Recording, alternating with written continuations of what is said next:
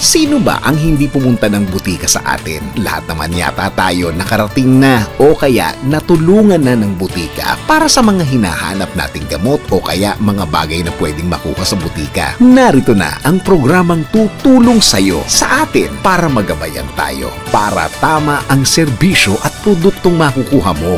Ang Botika ni Tita. Kasama si Tita Maru Pahati Sarne. Kaagapay ang mga ekspertong magbibigay gabay sa mga gamot, supplement o kaya kahit na anong produktong pwedeng mabili sa loob ng butika. Kinig na sa DWIZ Manila, DWIZ News FM Nationwide at panoorin sa Aliw 23, DWIZ Facebook at YouTube. Magpagaling at magpa-healthy kasama ang Botika ni Tita. Mga kaibigan, kapag may reseta ang doktor, ang mga pharmacist kayang basahin ang kanilang sulat. Pero ang inyong tita, kaya magtanong sa doktor. Yung mga iniisip nyo pa lang, tinatanong ko na yan. Welcome po dito sa Botika ni Tita. I am your Tita Maru Pahati Sarne. Ngayong araw na ito ang pag-usapan po natin ang inyong mga furry friends nawawalan ng fur. Natatanggal ang mga buhok dahil nagkakaroon po sila ng galis o mange. Ano ba ang gagawin natin kapag ganyan po ang nangyayari? At nahahawa ba tayo na sa kanila pong galis? Yan po ay sa pagbabalik ng ating palatuntunan dahil dito muna tayo sa ating health capsule. Ang simpleng paghiga ng naka-flat ay makakatulong sa mga pasyenteng may acute ischemic stroke na mayroong large vessel occlusion. Sa isang pag-aaral ni Dr. Ann Alexandrov ng University of Tennessee Health Science Center, lumalabas na mas sumasama ang kondisyon ng pasyenteng pinaupo makaraang ma-stroke kaysa sa pinahiga ng naka-flat ang ulo. Mahalagaan niyang pahigain ang pasyente na naka-flat bago sumailalim sa thrombectomy.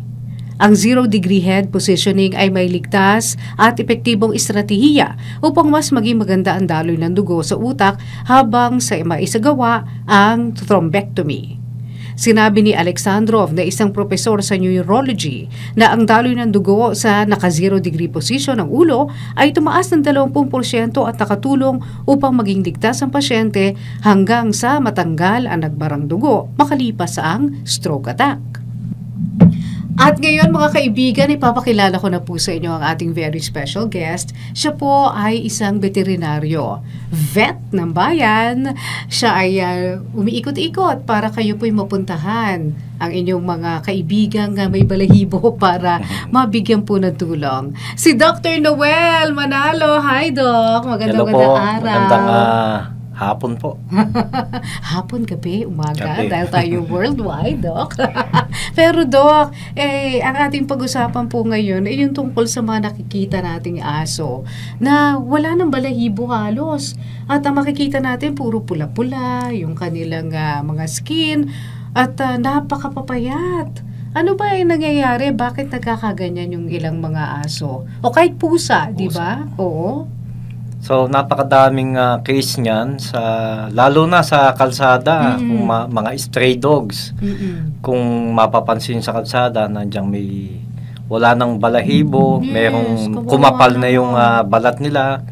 Nakala mo alam niyo yung crinkles na tinapay, yung may puti na may kumapal na ng ilang sentimeter yung balat. So, ang tawag po dyan ay mangge, kung tawagin, o kaya mange, medyo anong dating. Maganda, mange. Yung iba naman, kurikong, tawagin. So, isang uri ng sakit ng balat ng aso o pusa na meron ding klase niyan. Dalawang klase kasi yan. Yung sarcoptic at saka yung demodectic mange. So, yung dalawang klase na yun, may isa doon ang nakakahawa, yung sarcoptic mange, yun yung mangge, kung tawagin. O galis sa aso. Sa tao naman, ito ay nahahawa from dog to human. Kung tawagin to ay kurikong. Talaga? So, pwede talagang mahawa pala yung tao doon sa sugat-sugat ng aso. Paano nangyayari? Ito ay isang uri ng parasite na hindi natin nakikita. Parasite siya? Opo. Kapag sinilip natin sa microscope, Yung sarcoptic mange, kung tawagin, ito ay parang alien na kamote ang itsura, na may mga paa-paa galamay, nakakatakot ang itsura. So, Hindi sa itsurang picture, garapata. hindi siya itsurang garapata. Mukha siyang alien. Oh, okay. Yung isa naman, demodectic mange, yun yung mukhang tabako naman. Pag sinilip natin sa microscope. Yung demodectic, ganun din ang epekto sa tao. Hindi po. Yung sarcoptic mange lang nakakahawa. So, magkaiba okay. sila eh. Pero halos iisa ang ano nila ang... Ano yung tumatalon sa aso, Doc? Yung sarcoptic From mange, aso to tao? naiiwan sa sa kumbaga direct contact. Kung kunyari inakap mo yung merong sarcoptic mange, Okay. mahahawa po tayo. Pero hindi mo naman makikita yon doon sa itsura ng balat ng aso. Hindi, kasi microscopic siya, o demodectic yung umatake sa kanya. Microscopic sila, so sa microscope lang nakikita. So, paano mo i-handle ang asong merong mange? Kung ang aso natin ay may mange, madaming approach po. Pwedeng gamitan ng chemical means, kaya lang medyo delikado po. Injectable yan, mas safe po yan. Then meron ding sa mga walang budget, yung Madre Cacao shampoo, any brand po. Kaya pala uso yan sa uso mga ngayon aso. yun, tama po. Maging sa tao, uso din yan. Madre Cacao shampoo and soap. So kung kunyari ikaw rin na napuntahan ka ng kurikong dahil dun sa mange ng aso mo, gamutin mo rin or sabunin mo rin na Madre de Cacao? Mas maganda po, yun ang gamitin nating sabon. Kung wala tayong pampaderma sa dermatologist, so try natin yung, kumbaga, yung first aid na Madre Cacao shampoo or soap, ointment. Madaming form eh. May Madre Cacao oil. So, mamili na lang po tayo. Pero kahit wala pang mange yung aso, pwede mo nang liguan siya ng Madre de Cacao? Pwede po. Pwede naman po. Wala naman pong side effect na dahil ito ay organic po. Okay. So, yung pag-handle, yung kailangan ba mag-gloves ka kapag hahawakan mo yung asong may mange para hindi lumipat sa'yo? Siguraduhin natin yung ating mga alagang aso ay makintab ang balat. Yung balahibo ay hindi tuyo. Pagka may nakita tayong spot na parang reddish na nag-scaly, pa-check agad sa mga veterinarian or yun nga, kung walang pang pa-check up, gamitan natin ng Madre Cacao. Oo. Pero babalik yun sa dati. Kung kayo ng soap or shampoo, may malaki ang chance na bumalik sa dati ang balat ng ating mga alagang aso o pusa. Pero minsan hindi nakakayanin. Minsan talaga, kung talagang heavily infested, kailangan na ng tulong ng mga doktor, ng mga veterinaryong ating pinagkakatiwalaan. Itong ganitong sitwasyon, Doc, yung may pula-pula, pero parang medyo tuyo-tuyo na, ito'y kailangan ginagamot pa rin? Kailangan po hanggat hindi nagno-normalize o bumabalik sa normal na itsura yung balat ng ating aso at pusa, tuloy-tuloy po ang maintenance yan. Injectable man yan or tablet or shampoo, tuloy-tuloy po natin. Para nang sa ganun, nape-prevent or natitreat pa din. Kumbaga, dalawa po yan, treatment at prevention. Opo. Okay. Pagkatapos, Doc, totoo ba na kapag daw yung aso mo kasi, laging nasa labas, nandoon sa lupa, humihiga lagi sa lupa, kaya sila nagkakaroon nitong galis-galis? Kaya yung mga aso na gumagala, halimbawa, ang aso natin healthy, pag lumabas, siyempre, nasa labas yung mga unhealthy dogs, nandiyan yung mga may sakit na mangge o mange, pwedeng mahawa ang ating mga alagang aso o pusa. So ano ang gagawin para matanggal itong sarcoptic? Sarcoptic mange. Oo, mange. Meron ka bang dapat gawin doon sa paligid? Iwasang maggala ang ating mga alagang aso at pusa sa labas para maiwasan po ang pagkahawa sa ibang aso. Pangalawa, may mga maintenance naman na kailangang ibigay. Yan, nabanggit na natin, tablet, injectable, or meron din binibigay na tablet for regular bathing ng medicated shampoo or soap. Okay. Meron din palang binibigay na tableta. Meron po. Iba ito doon sa binibigay na tableta para sa sa iba din po. garapatan. Pero merong tinatawag na all-in-one eh. Hindi na natin banggitin yung brand. Merong mga So, may all-in-one. Pero meron din naman pang specifically pang specific lang na panggalis po. Pero hindi ito sanhi ng pagkain daw ng malansa ng aso. Ito yung Opo. yung matababa. So, Ayan. pag sinabing skin problem kasi, madaming factors, madaming dahilan. Pwedeng sa mites, kung tawagan yun yung mites, yun yung mange, scabies. So, meron ding food allergy, atopic dermatitis. Pag sinabing atopic dermatitis, malawak yan. Madaming pwedeng ang tick and flea allergy, pwede din. Pwedeng sa foods. So, yun ang mga nagiging sanhi ng mga galis. Pagkain ng mga manok, sabi nila. Totoo pala yun, yung hipon. Possible po. Pumapasok sa food allergy. Okay. Tapos pwede malaglag daw yung balahibo nila because of that. Possible po. Okay. Oo. So, itong pero itong mange talagang hawa-hawaan to. Hawa-hawaan po. Kasi Oo. nga, parasite po yan. Oo, ng mga aso. Ito yung sarcoptic. Sarcoptic yan. Mukha siyang alien. Ang pangit niya. Kung makita niyo sa microscope po, sa picture, mukha siyang alien po. Oo. Tapos kamote yun ang na pinagduktong-duktong na nagmukha siyang insekto. Oo, okay. Ay, siyempre pwedeng mamuhay ito dun sa bed mo, lalo na kung kasama mo yung aso mo sa bed, no? Kung kunyari, plantsahin mo yung bed mo, o kaya ipainitan mo. Kung paplansyahin siguro, mamamatay sila. Kaya namamatay rin sa ganun. Sasampanan naman yung aso natin, pagpagpag niyan, yan na naman. Pwede na naman silang magpagpag ng parasite. Okay. Lahat ba ng aso ay kailangan bigyan ng sinasabi mong pang-prevent ng mange kahit na wala naman siyang exposure sa mga ibang asong may mange? Mapapansin naman natin yung skin ng ating mga dogs, hindi mapula, wala siyang scales, so wag na nating bigyan. Kasi sayang pa, no? Sayang magastos din. Magastos. Basta ang tatandaan natin, yung pamumula ng balat, pagkakaroon ng parang balakubak, dandruff, sign ng skin problem yan. Kawawa naman yung aso. Kita nyo, talagang wala na siyang balahibo dahil dun sa nangyari sa kanya. Pwede bang mamatay yung aso because of mange? Yes, nakakamatay po yan kasi nga napaka-uncomfortable, nagkakaroon ng bacterial infection. Nangangati sila lagi. Nangangati, so hindi sila mapakali hanggang sa mamayat, hindi na kumain, mawalan ng gana. Yung iba naman talagang nagsusugat-sugat na. So doon napapasok yung infection hanggang sa dumala. Na pwede lang ikamatay po. Kaya nga, pero pag kunyari ganito na yung itsura, pwede pa i-save yan, Doc, kahit na wala na yung mga buhok niya. Basta epekto sa kanya yung mga gamot na injectable. Pwede hindi umepekto? Yung iba kasi talagang grabe na, hindi na kinakaya ng injectable.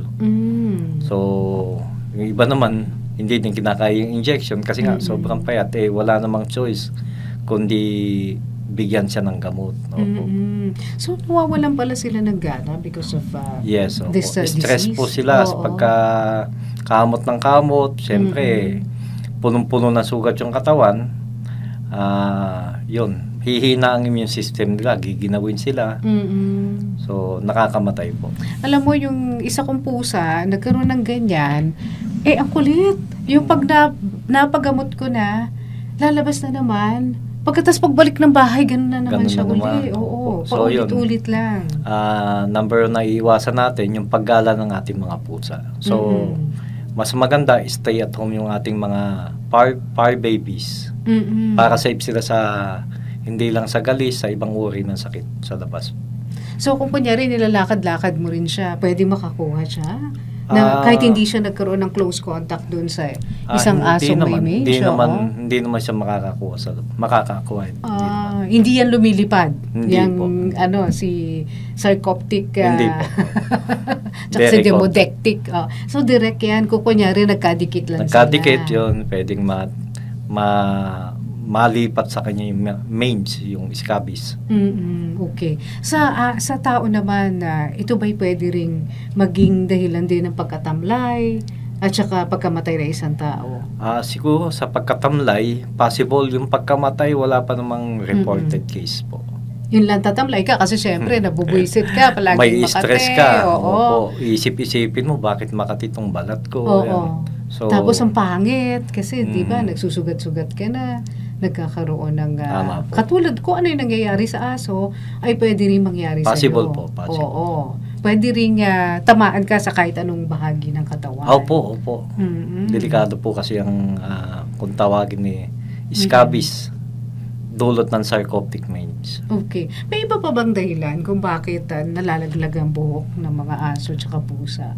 Ayun, magandang tanong yan. Ang tawag kasi in general, ang term dyan ay alopecia. Sa mga hindi nakakaalam, ang alopecia ay ang pagkaubos o pagkalagas ng buhok. Madaming yan. Yun nga, madaming dahilan. Pwedeng sa food allergy, pwedeng sa tick infestation or mites, yung nabanggit natin, yung sarcoptic sa tick. Pwede ding sa lahi nila, yung mga breed ng aso na gaya ng mga English Bulldog, yan, mga Sharpei. May mga breed kasi na talagang lagasin ng balahibo. Mga German Shepherd, yan. Siguro yung mga ibang case naman, hormonal problem, imbalances, so na nagkakaroon din ng paglalagas ng balahibo. Lalo yun sa food allergy. So yung pinakain ng manok o kaya ng seafood, totoo po yun, naglalagas sila. Pero napansin ko nga, yung mga nanginginain sa basura na mga aso, naglalagas yung mga buhok nila, tapos yun nga nagkakagalis. Possible po yun kasi nga may mga nakakain silang bawal na pwedeng maging cause ng alopecia o skin allergy. Speaking of bawal, nako, yan ang madalas tinatanong ng mga nag-aalaga ng aso. Totoo bang bawal daw ang tsokolate sa mga aso? Bawal po kasi merong chemical yan na nagkokos ng liver damage po. Oo. Sa mga prutas, hindi rin daw pa lalahat ng prutas pwede yung mga nilang nuts, kainin. yung mga grapes, macadamia, bawal po yun. Talaga? Opo. Okay. Naku, ang hilig pa naman ng aso ko sa nuts. lalo yung chocolate. Oo. Yan. Opo. Bakit yung po. iba, pag kunyari, birthday ng aso nila, meron silang cake na ibinibigay sa aso nila. Siguro, iwasan na lang natin chocolate flavor. Basta yung chocolate, wag na wag. Pero ang yogurt, pwede sa kanila. Basta hindi aso. sila nagkokos ng diarrhea, pwede naman. Okay. Ano pa ang bawal na kainin ng aso? Bawal kainin ng aso. Yung basta, yung mavechin, di ba? Mabechin. Yung mga lutong bahay na nilalagyan natin ng mga seasonings. So, hanggat maaari, iiwas po natin ang ating mga fur babies. Oo, pwede kasi sila magkasakit po ron o malason, di ba?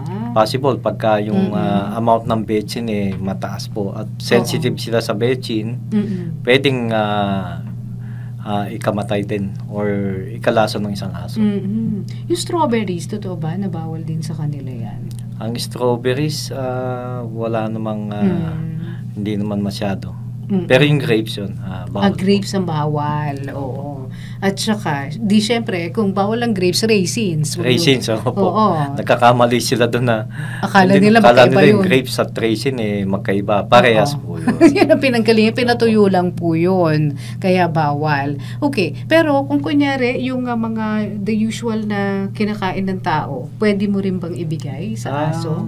Pwede naman, basta yun mga nga, french nabanggit fries natin. minsan binibigyan nila. Yun lang, mabetsi ng french fries saka yung mga mantika. burger. Oo. So siguro paminsan-minsan lang, wag naman madalas. Para at least safe yung ating aso. Pero kung Saka tataba din sila. Oo. Kasi nga, So, lagi natin pinakakain ng burger, french fries, mga junk food, delikado din po. Oo. Kaya magugulat kayo, bakit may mga asong dinadialysis? Yan ang pag-usapan nga natin sa pagbabalik ng Botika ni Tita. Para sulit sa gastos at sa kalidad na katulad ng branded, kapag may reseta ang doktor, piliin ang Rhea Generics. Hindi po pare-pareho ang mga generics. Nakipag-partner ang Rhea Generics sa mga malalaking pharmaceutical company sa mundo para gumawa ng mga world-class na mga gamot sa parehong pasilidad at bansa kung saan din mismo ginagawa ang kanilang mga kilalang branded medicines. Kaya pareho ang bisa at kalidad, pero sa abot kayang halaga. Ang Rhea Generics po ay gawa ng Pfizer, Viatris, Sanofi, GSK, Otsuka, Merck, Fresenius Kabi, AstraZeneca, OEP Philippines, Lundbeck at Boehringer Ingelheim. Magpakonsulta at kapag may reseta ang doktor, piliin ang Rhea Generics. Dalhin lang po ang mga reseta sa Mercury Drug. Rhea Generics, tunay na world-class ang kalidad sa abot kayang halaga. If symptoms persist, consult your doctor. Okay, balik po tayo dito sa botika ni Tita. Bakit nga ba may mga aso na nagkaka-kidney disease? At saka liver disease at kung ano-ano pa na sakit ng mga tao. Bakit pati ang aso? Same din po kung ano yung nagiging kahit cause. Oo. Aso at pusa, high, kumbaga yung mataas ang salt content ng kinakain, preservatives, yan, nasanay sila na laging junk food. May mga aso at pusa na laging pinakakain ng junk food. So, ganun din po ang nangyayari sa ating mga par babies. Oo, pero yung mga kinakain nilang mga tawag dito, dog food. Hindi ba yun? Dog food, kung palagi yun ang diet nila. ano naman siya, naka-formulate siya. Kaya lang, check din natin yung protein content, yung mga, kung balance ba sila, kung mataas ba yung salt content ng isang dog food. Check po natin. So, hindi rin pala lahat ng dog food ay pantay-pantay? Ay, hindi po. Iba-iba po. Oo, kailangan i-check nyo talaga lahat ng mga detalye dun sa mga lata o dun sa mga Tama supot. Po. At kaso, yung iba sabi nila, Dok, ang mahal naman kasi ng dog food. May iba pang alternatibo na ipapakain sa aso so, pwede ko. naman yung mga vegetable. Pwede, kung kumakain sila ng vegetable, hindi naman lahat na-train sila na simula pagkabata, siguro. Oo, yan ang pinaka-importante talaga. Kung ano yung pinakain mo kasi ng bata, yan ang dadali niya pagtanda. So, parang bata rin na tao. Tama po. Diba? So, kung di sila kumakain ng gulay, simula nung pagkabata hanggang sa pagtanda, kadalasan nagiging habit na nila wag kumain ng gulay. So, pwede naman yung table food, basta less ang salt, at saka yung mga seasonings, lalo na yung mga toyo or mga betsin. Yung mga sinasabing magic. Magic. Mga mekos-mekos na mamamagic yung inyong natin, mga So, iwasan po natin yung kung plano po nating mag-table food. Kaya lang, yung iba nang hihinayang, saka yung iba talagang yun lang ang choice nila na ipakain. Yung iba naman bumibili talaga sa karinderya para ipakain sa dog. Hanggat maaari, maiwasan po natin. Oo, hindi natin alam kung ano hinalo doon ng karinderya. Yung sibuyas, tsaka bawal din sa kanila yan? Oo. Bawal po. So, pwede makamatay ba yan sa kanila? Kung umabot sa toxic level po. So, nagkokos sila ng... so, nakakalaso niyan para sa kanila? Nakaka-toxic po sa kanila. Okay. Kaya hindi nyo dapat yan ihalo dun sa kanilang kinakain. So, plain lang tayo. Plain meat or rice with konting mix ng salt. Yun lang po. Bakit, Doc? Anong pwedeng maging sakit nila kapag nabigyan mo ng mga ganyang number one, yung kidney. Parang sa tao din, liver, heart problem. So, yan, magkakakonekta yung tatlong yan na organ. So, yun ang possible na pwedeng maging sakit ng mga ating par babies. Kung di tayo iiwas sa mga hindi kaya yung pagkain. Oo. Wala pa namang kidney transplant, diba? Walang liver transplant. Wala pa pala. Para sa mga hayop na ito. Meron man, napakamahal po. Kaya nga. Napakamahal. Oo. Yung isa kong kaibigan, talagang ginastusan niya yung kanyang pusa kahit senior na dahil nagkaroon ng kidney disease. Nakakita siya ng merong nagdadialysis. Pero ang mahal-mahal pala, no? Bihira po kasi ang may clinic dito or hospital na may dialysis for dog and cats. Bihira po. Kaso, yun na nga, mahirap din kasi napakahabang proseso pagkatapos napakamahal na ang kakauwian din naman nila masasawirin sila. Oo. So, pinakamabisang paraan dyan, iiwas ang ating mga aso't pusa sa mga pagkaing bawal po. Oo. Tandaan po natin, dapat may mga listahan po tayo or may mga, kumbaga, napag-aralan natin yung mga bawal at mga hindi dapat ipakain sa ating aso't pusa. Okay. Dok, ito naman, yung mga babaeng aso, nagkakaroon sila ng pyometra. Okay. O yung bukol yun, di ba? Opo, Sa pyometra, kanilang matres. infection po sa matres kung tawagin. Oo. Bakit sila nagkakaroon nun? So, ang kadalasan dyan, yung isang female dog or female cat na hindi nanganak, sa buong buhay nila ay mas mataas ang chance na ma-develop ang pyometra o infection sa matres. Pero kung nanganak, tas nagkaroon pa rin?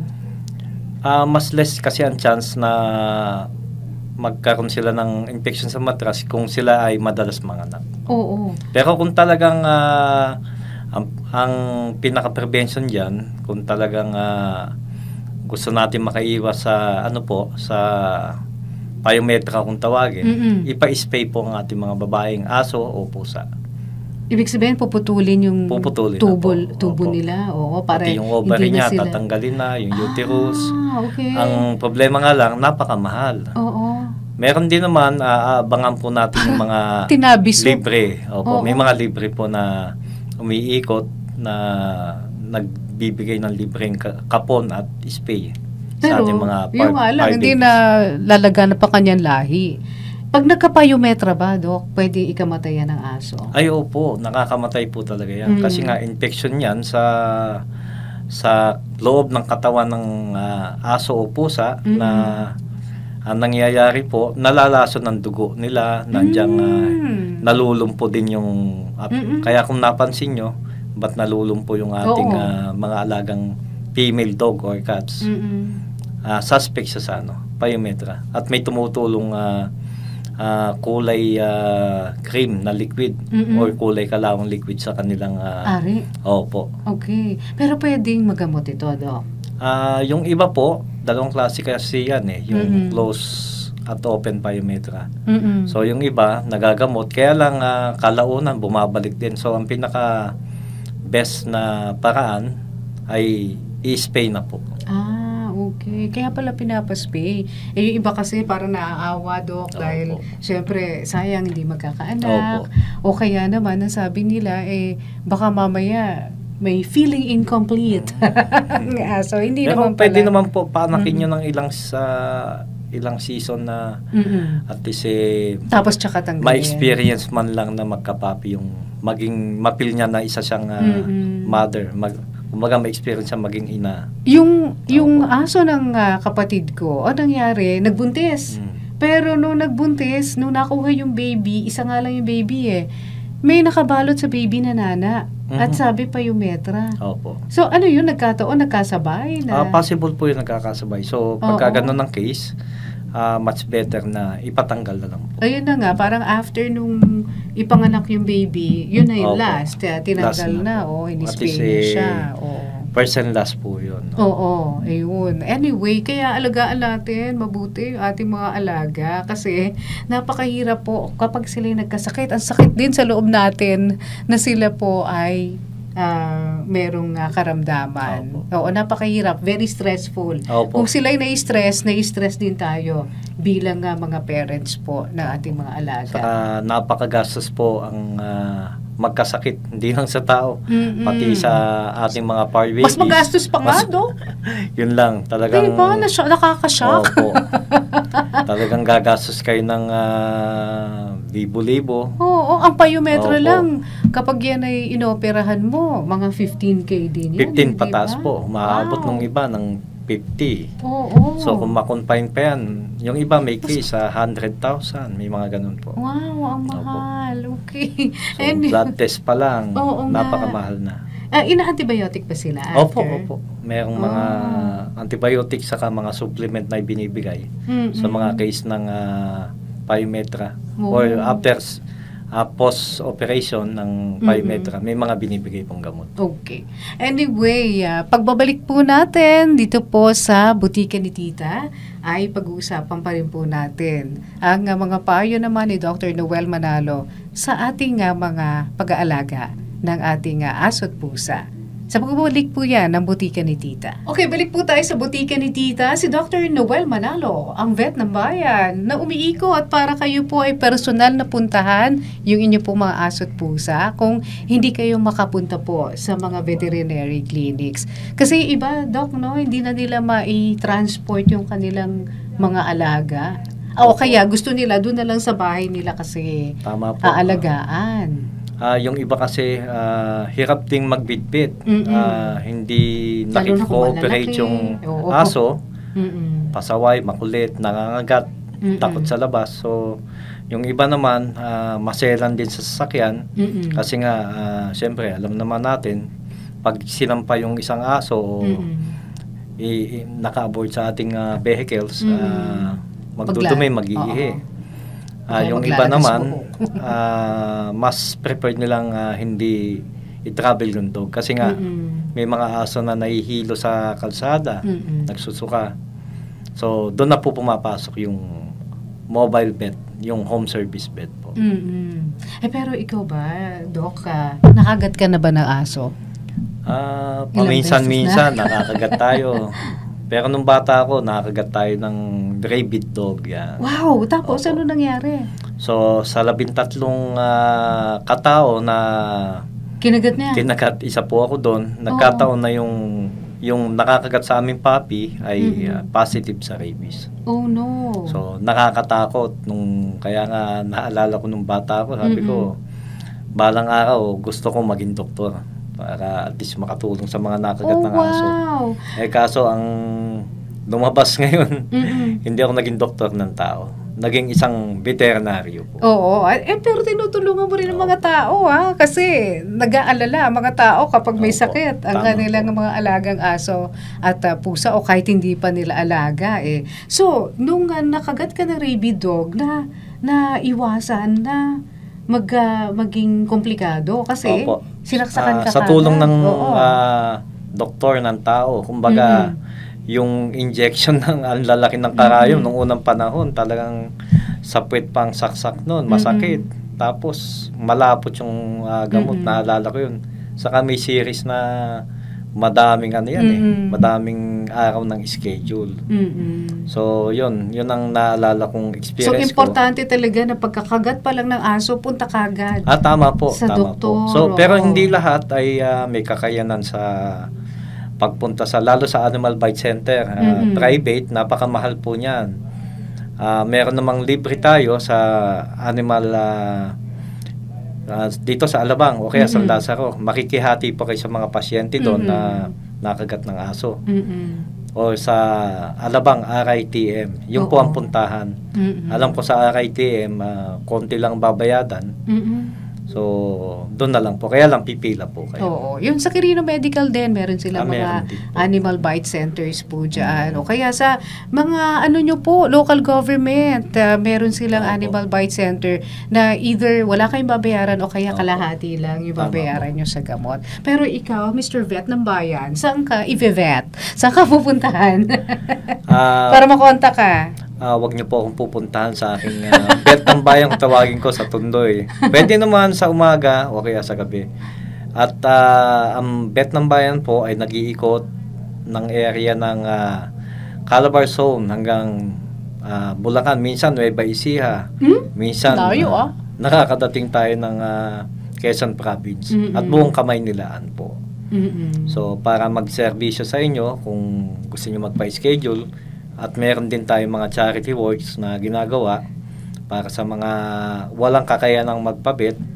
Pero ano po yun, talagang sa mga walang kakayanan po. limited po. Yan. So, hanapin lang nila sa Facebook ba? Opo, Bet ng Bayan page po. Okay. Yan. By Doc Noel. Yan. Dr. Noel Manalo, mga kaibigan. Thank you so much, Dr. Welcome Noel. po. Welcome. Salamat din po. Nagpapasalamat din ang mga puppies and cats, kittens na nanonood sa atin ngayon dahil nandiyan ka to help them. At salamat din sa ating executive producer, isa ring fur owner. May pet din siya ngayon si Anton, at sa lahat ng mga kasama po natin dito po sa DWIZ 882 AM and Aliw TV Channel 23. At para sa tamang reseta, dito lang po tayo sa Botika ni Tita. I am your Tita Marupa Hati Sarne. Bye! Sino ba ang hindi pumunta ng butika sa atin? Lahat naman yata tayo nakarating na o kaya natulungan na ng butika para sa mga hinahanap nating gamot o kaya mga bagay na pwedeng makuha sa butika. Narito na ang programang tutulong sa'yo sa atin para magabayan tayo, para tama ang serbisyo at produktong makukuha mo. Ang Botika ni Tita, kasama si Tita Marupa Hati Sarne. Kaagapay ang mga ekspertong magbibigay gabay sa mga gamot, supplement o kaya kahit na anong produktong pwedeng mabili sa loob ng butika. Kinig na sa DWIZ Manila, DWIZ News FM Nationwide at panoorin sa Aliw 23, DWIZ Facebook at YouTube. Magpagaling at magpa-healthy kasama ang Botika ni Tita.